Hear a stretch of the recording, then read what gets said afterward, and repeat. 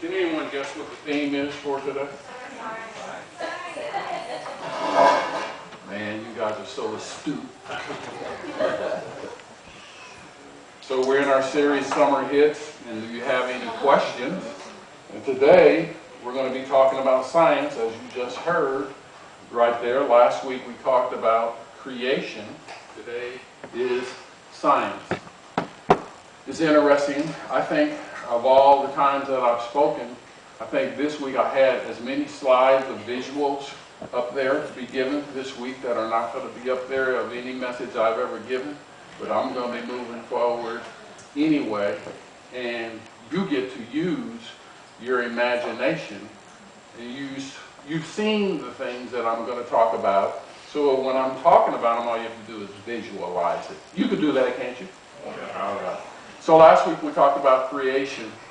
Genesis 1:1 said, "In the beginning God created the heavens and the earth," which was the theme of what we talked about last week. We know that's 10 words in the English language, but in the original Hebrew, that's 7 words. We know that 7 is the number of completion in the Bible.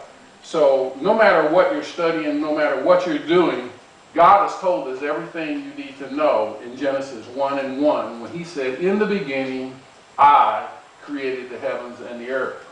If you can sit on that, you'll be good to go forever, really, because then everything else sort of falls in line behind that.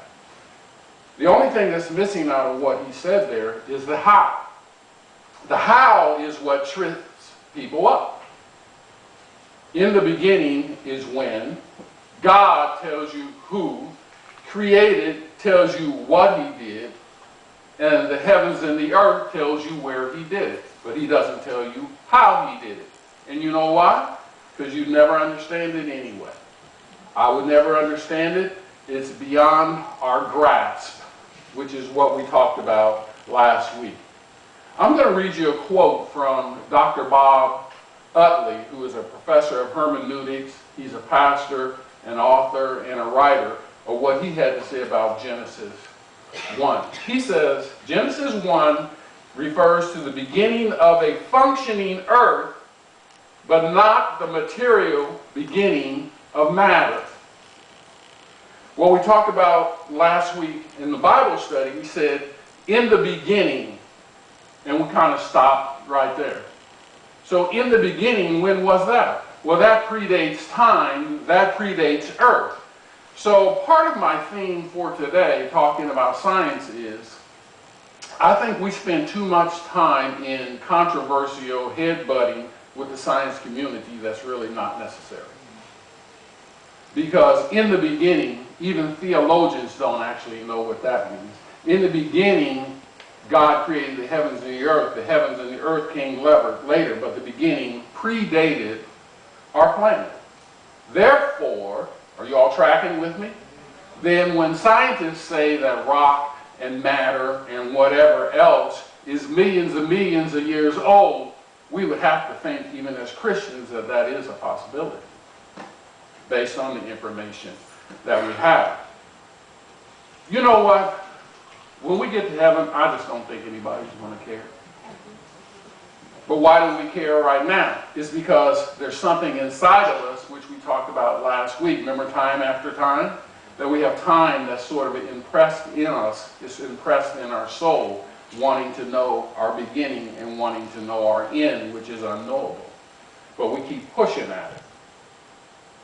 So today I'm going to be talking about, in the beginning, God created the heavens and the earth. But I'm going to take some of that from a scientific approach, and really I'm trying to convince you today that we don't have to be in conflict. Christianity does not have to be in conflict with science. We really don't have to.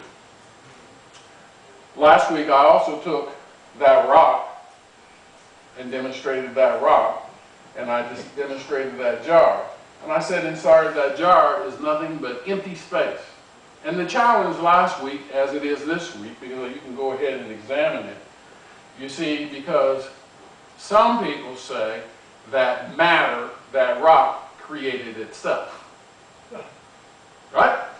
And so the challenge was, and I have the jar, and I'm still waiting for anything to create itself. And so when that jar starts filling up with something that has the ability to create itself, we'll be on to something. It didn't happen last week. We're looking again this week. It didn't happen. I suspect if we could live 1,000 years and come back, the jar's still going to be empty if it's still there. But that's just me. So at what point did people start believing that something could come from nothing? I don't know. But they do. It's called the Big Bang Theory. So, my premise for today is, since we don't have all this stuff up on the monitors today, you have to stick close with me in your notes. Our premise for today is the Bible is not necessarily a science book, but it does contain truth and scientific evidence. Now, I know prior to recently, the last 5 years or so, I probably was one of those people who was at conflict with the science community. But I have actually, in the last 5 years, met some people who are scientists who are absolutely brilliant and just mind-boggling. The things that they were talking about, genomes and genome sequencing and just all of this stuff. And I mean, I'm sitting in there listening to them, oh my goodness. Because me and science, we just, hey, I love you guys and everything, but we just don't get along. I'm just a social scientist guy. That's me. So science, I'm going to give you some science today, but it's going to be from a novice perspective, for sure. So, facts and opinions in the 5 things that I gave you today. I always want to do that. Tell you what I think is the facts that I can prove in the Bible, or just their facts, and then my opinion about things. So the 5 things I gave you today contain both facts and opinion. And you may do it differently if you're going to fill it out. But you came to church today, so you get to fill it out my way. And then you can go home and cross it out if you want to. David, can we turn the air conditioner or something on? I'm sweating a little bit here. See here? You guys, please. Number 1 in your notes. Whether you believe in the Big Bang or creationism, no one was there in the beginning. Can we agree on that? Yes. No one was there writing down and recording, okay, this is what happened and this is how it happened. So now, then the choice now becomes either you're going to believe, I'm going to believe by faith that something came from nothing and went bang and came from nothing, or I'm going to believe that God created it. Some people are talking about nowadays, the modern thing is saying intelligent design. But that's another story for another time. Number 2 in your notes. Science is going to change its position on our origins as time passes by. Not only on our origins, but on everything. They're going to change their position. Why? Because more information comes in. And as the information comes in, then what they say will change. Okay, so that's just logical that it does. Number 3. Narrowing your choices to having faith in God or faith in science is illogical. Now that is my opinion. That either I'm going to dig my feet in, I'm just going to be pragmatic, and I'm just sticking to my guns as a Christian, and the science community is way out of line. Or in the science community, as we heard the other day, the science community have this thing where they say, if I go to church, I have to check my brain at the door. No, you don't have to check your brain at the door, the science community. That's when you really need to start using your brain. It's trying to figure out. So we don't have to be in one corner or the other. This isn't a prize fight. I think there's enough evidence that we both should be able to get along. You know what they say? Why can't we just get along? 4, as creator, God is science. He has to be. Because he created everything. And that goes very nicely with my number 5. Science is in a constant state of catching up with God. Why? Because God is science, and as I said just a minute ago, you know that science is going to change its mind, change its position, adjust it, tweak things as time goes on, more information comes in, and all that is about is they're catching up with all the stuff that God has done. And so God is out here, and here comes science, and they're never going to catch God in all the things that He's done. Did you know in January of this year, they discovered a new organ in our body, in our stomach? They discovered that. They thought it was just part of the stomach, and that's what it's been all this time. But now they've said, no, this actually is a new organ. It's called the mesentery. Just January of this year. Do you think that God knew that was there? Of course He did, because He put it there. But science just now discovered. So even our own human bodies, we're still discovering things. You think that science and the medical community knows everything about the body? If they did, then why do we still have diseases and all the other things? The common cold and on and on and on and on and on. Because some things we've cured, right? Polio and, there's some things that you get vaccinated. So science chasing after who God is. Let me give you a couple of other examples. Once upon a time, people believed that the earth was flat, right? Until about the 14th century, 13th, 14th century, people thought the earth was flat. We actually lived in Spain for 11 years, and we would go from Spain to Gibraltar, and sometimes the Straits of Gibraltar are there. So you go to Spain, and you're in Spain, you can come around the coast of Spain. The Strait of Gibraltar is there. It's where the Mediterranean empties out into the Atlantic Ocean. That's a geography lesson for you. So as you come around the corner, you can actually see the mouth of the opening. Africa is on one side, Spain is on the other, and it opens right up. And there's a place there where you can go and park. There is a park there. And you can look at it. And when you look at it, it absolutely 100% looks like the earth is flat. So if you were in Europe, right, you come out the mouth of the Mediterranean Sea and you come out, and if that's what you saw, I'd be a little hesitant myself to keep on going, because it does look like the earth is flat. Not to mention, people were sailing out there and never coming back, right? And we know they were never coming back because of the navigational tools that they had, or the lack thereof, right? That's what was causing it. They didn't have the technology, the science, to go out and to come back. But then there was this guy named Christopher Columbus, right? Columbus sailed the ocean blue in what year? 1492. See my students, they know, they remember that little rhyme. 1492. Lost, right? Where was he supposed to be going? He was supposed to be going to Asia, and India went to the United States. That's how good their navigation was. You know where the United States is compared to Asia, and I mean, come on. But then eventually the Portuguese, mainly, there's a place we used to go to when we lived there called the Algarve in Portugal, where all these navigational, there's a museum there, and they have all these navigational tools and stuff that they've discovered over time.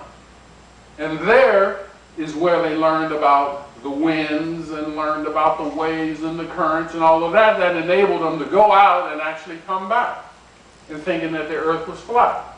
Well, evidently they were not reading Isaiah chapter 40 and 22, which says this: God sits above the earth, God sits above the circle of the earth, the people below look like grasshoppers to him. That was written 750 years before Christ. And God clearly says the earth is a circle. So why are they afraid and thinking the earth is flat? Well, they obviously didn't read that, and that's another story entirely, of being written in Latin and the Catholics holding on to it and all of that stuff. So we know that the earth is a circle. Did you guys also know that there is something right now called the Flat Earth Society? Yes. In other words, we have people who are alive today who still believe that the earth is flat. And there's some celebrities that have the celebrities' names and everything there, that the earth is flat. Come on, man. Really?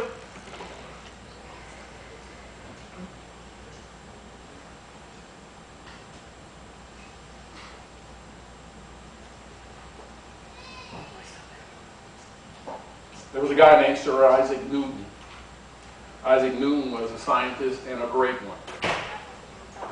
And he was talking about and doing experiments and talking about the universe. And Isaac Newton believed that the universe collapsing was in a state of collapsing on itself. Then came a guy named Einstein. Einstein took some of Newton's theories, worked on his own, and everyone knows how brilliant Einstein was. And he came up with his own idea of what was happening in the universe, and it was called the static universe. Static universe, a constant. 1929, thank you, came a guy named Edwin Hubble, who you know from the Hubble telescope out there taking pictures of the universe. Edwin Hubble said, and this is a quote, "The universe has been expanding from the moment of its creation," which is accurate. That's accurately what's been happening, is the universe has been expanding, which we know with the Hubble telescope and some other scientific discoveries, that the universe is actually expanding. Einstein called his theory about what was going on in the universe, and I'm going to quote this, is his greatest blunder. That's science now. Now, why was it a blunder? It wasn't really necessarily a blunder. To me, it wasn't. It's just that science changes over time, and he got more information that he didn't have before, and he changed his mind. And he was so brilliant, he probably wasn't used to changing his mind. It's Einstein we're talking about here, everybody. But if we look at the rest of the verse of Isaiah 40 that I read just a minute ago, let's see what God said about that. God sits above the circle of the earth. The people below seem like grasshoppers to him. He spreads out the heavens like a curtain and makes his tent from them. He spreads out the heavens. That's an action that is currently happening. It said that in Isaiah, that he is spreading out the heavens, which we know from the scientific community now is 100% true. That the universe is spreading out. We use the word expanding, but you could use the word spreading if you wanted to. God knew that because he created it and said it in Isaiah, which I already told you 750 years before Christ. We already had that information. When we were also living in Spain, I had a great opportunity to meet an Apollo 16 astronaut. His name is Charles Dukes. He came to the base one day. I don't know what he was doing down the base, but I was the acting principal of the school that day, so he was going to come up to the school and do some speaking, so I got to spend some time with him. He was ambassador for the school, and I got to spend the day 2 or 3 hours with him, hanging out with him as he came up to the school. And Charles Dukes is a Christian. And he was telling me that when he was on Apollo 16, he was, and anybody who knows me knows this, that I'm just a fool for rockets, F-16s, F-22, whatever has speed in it, I'm all about that. So I'm burning his ear up, talking to him about what it's like to just blast off fire and smoke and rockets taking off. And that was just a side note. And so he was telling me that he was in the rocket, and he at one point looked out one of the portals, and as he looked out the portal, he had a perfect view of the earth. And when he saw the earth, Job chapter, where is it? Chapter 26 and verse 7 came flooding into his mind. Job 26 and 7 says this: God stretches the northern sky over empty space and hangs the earth on nothing. That's what came to his mind. Now here's an example I want to give you. This is a technology and a science and Christianity and theology meeting together. God hung the earth. But when God hung the earth, if you are in the picture, you don't know that it's a hanging. That doesn't make any sense to you, but I'm going to try to explain it to you. We are in the picture. I have a picture here that Charles Duke signed of me when he was walking around up there on the moon. This is what I'm saying. If you imagine then, like, this is the earth. That means you are on the earth and you are in the picture. The only way that you would know that God hung the picture would you would have to be outside the picture where you are right now. In other words, you can look at this picture, and if I were to hang it up on the wall, you would know if it was crooked or straight or whatever it was, because you're outside of the picture looking back. Am I making any sense to anybody?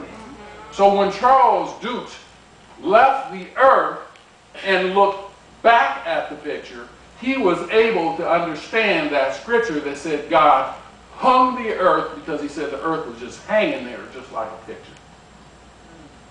That is science and God, and in our time period, how God reveals himself, and science is chasing after him. Can I get an amen? Amen. Man, that's some powerful stuff. Charles Dukes also said this. He said, walking on the moon was 3 days, but walking with Jesus is forever.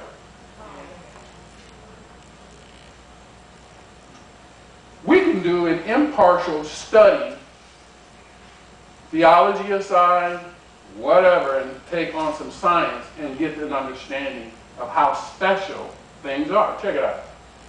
This is about as much science as you're ever going to get out of me. My sources were the Creative Museum, the NASA, and SpaceFacts.com. The moon is synchronous, rotating with the Earth, meaning the same side is always facing the Earth. In reality, both sides of the moon see the same amount of sunlight. However, one face of the moon is ever seen from Earth. That's all we ever see. This is because the moon rotates around on its own axis in exactly the same time it takes to orbit the Earth, meaning the same side is always facing the Earth. The rise and fall of tides on Earth is caused by the moon. There are 2 bulges in the Earth due to gravitational pull that the moon exerts. One on the side facing the moon, and the other on the opposite side that faces away from the moon. The bulge moves around the oceans as the Earth rotates, causing high and low tides around the globe. Okay? The sun.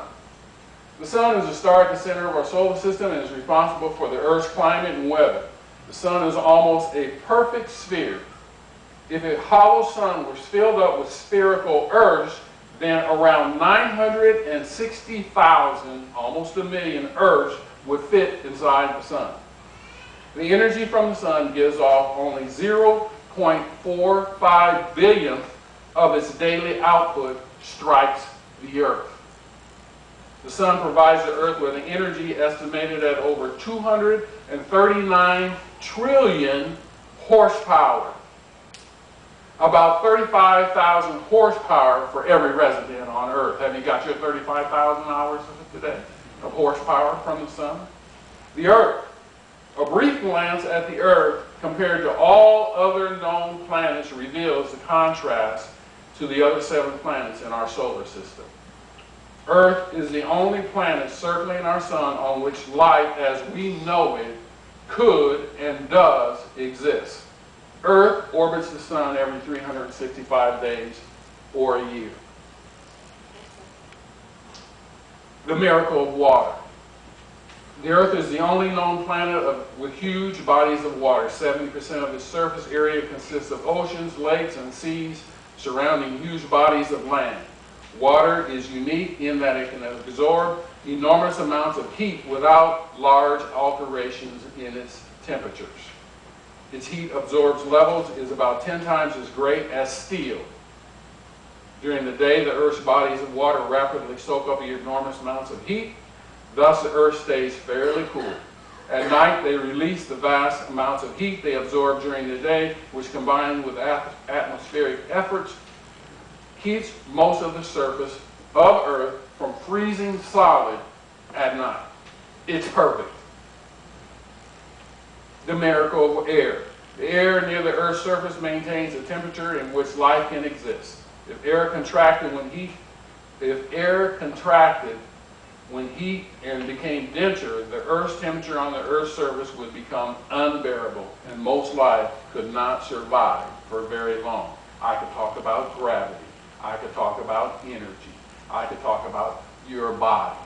All of those things outside of theology, working in concert with each other and in harmony. But I know why. Because the prophet Isaiah told us in Isaiah 45 and 18. Check this out.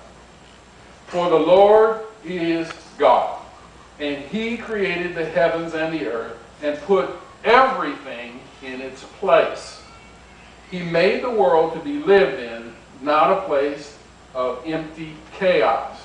I am the Lord, he says, and there is no other like me. So, we see he was very intentional, God was, about where he placed the planets, what he did with us, and how we're different from everyone else, because chaos is the word. There's no chaos in our environment and in what we're doing and with the moon and all the other things that I just said. It is order that God made, and he made it especially for us. I like the way Mark Cahill, who played basketball at Auburn University, he's an author and has his own website, and that says it. He says that we have creation. Everybody say creation? Creation. We have creation. We have design. Everybody say design? Design. We have design. We have art. Everybody say art? Art. We have art. And then the last thing that we have is order. Everybody say order. Order. Creation. You see, there's not one single one of you who came in here today and looked at that CMC sign and said it created itself. You look at that sign, you're looking at it now, you know that someone thought about that. Someone designed it. In this case, it was Jeff Mason right there. I just told him my concept in my brain, and this was the manifestation of that. But he thought about it. He thought about, well, you know, we cut the wood and we put it this way, we put it this way, and I want to put lights behind it, and he designed it. And I would say that if humanity is around in 500 years or 1,000 years, and that sign was still hanging on the building, no one will walk in the door and go, you know what? That thing created itself. So why then do we think that the universe, in its order, then created itself? It just took a little time for it to do it. Why do we think that? And why does a certain community think that? Created, designed. I have this watch right here. See?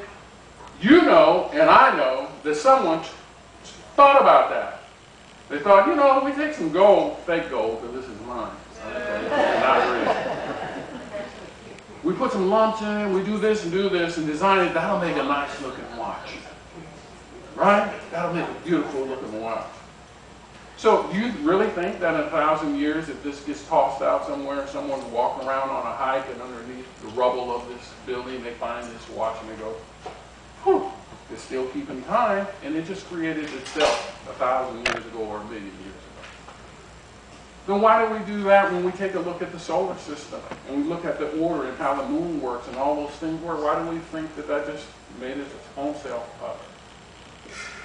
If you look at that board over there, any questions? There's some artistry that happened into that. Someone thought of, which in this case was my wife, usually Brooke, we're going to make this way, we're going to smear some of the blue in there, and we're going to put a little bit of this and that in there to make that look beautiful. Not one of you walked in here and thought that that created itself. You know you didn't. So why do we think that when we're out in La Jolla or Mission Beach or wherever and we see this beautiful sunset with the sun splashing across the clouds that are left, and the blues and the grays and the greens and all of that as the sun is sinking down is just doing that on its own? No! Hasn't anyone ever gone out there just to see that? It's like, I need this, God. I need to go out there and see a beautiful sunset. and you go out there, and just for you, he said, let me put a couple extra strokes in this sunset right here, because they need it right now. Not the atmospheric pressure and the barometric pressure and the... No, God took his stroke and painted that.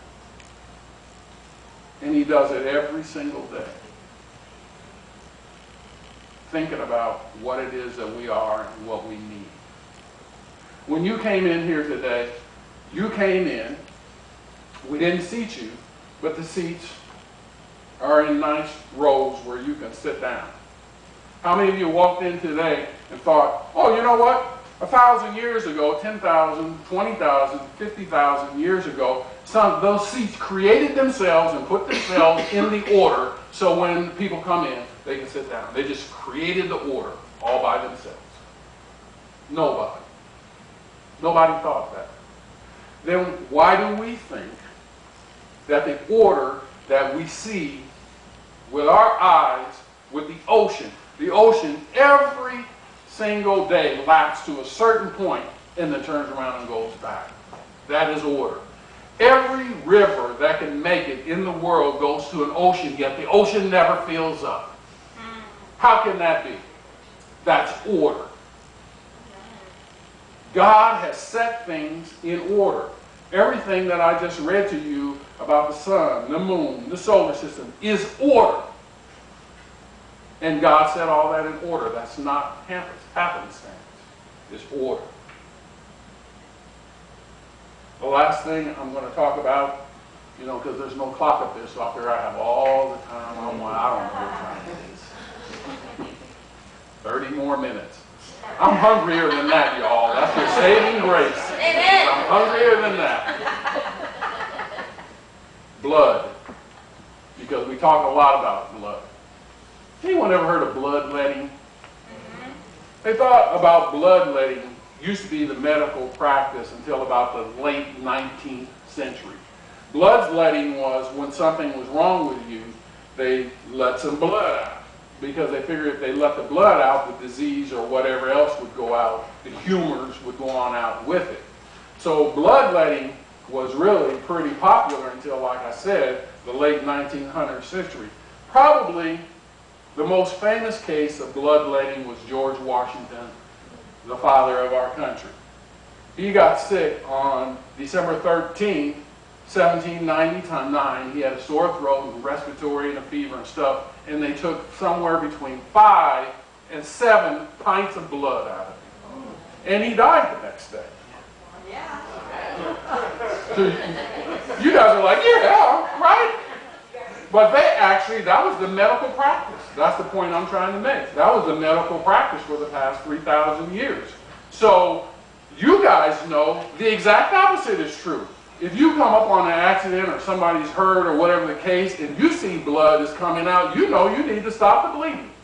Right? That's your first act. Oh man, they're losing blood. I got to put a tourniquet on. I got to do something and stop it from bleeding. Well, you know that. Well, that's a recent phenomenon that we stop doing that. That we stop the blood and not let the blood run out. Because we know how important the blood is. Your plasma in the blood, blood banks, DNA, on and on and on and on and on. The blood.